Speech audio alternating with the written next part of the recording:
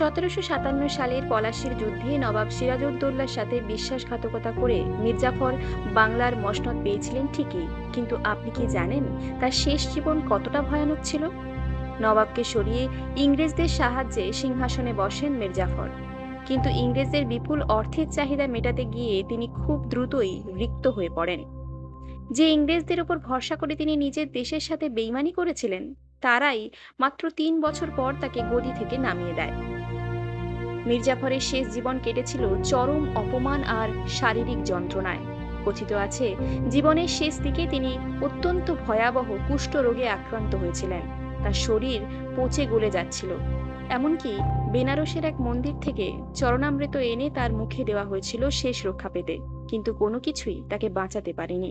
1765 সালে অত্যন্ত নিঃসঙ্গ এবং যন্ত্রণাদায়ক মৃত্যু হয় তার। আজ ইতিহাস তাকে শুধু এক বিশ্বাসঘাতক হিসেবেই মনে রেখেছে।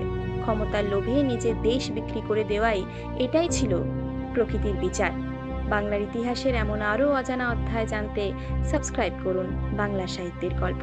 আপনার মতে ইতিহাসের সবচেয়ে বড় বিশ্বাসঘাতককে কমেন্টে জানান।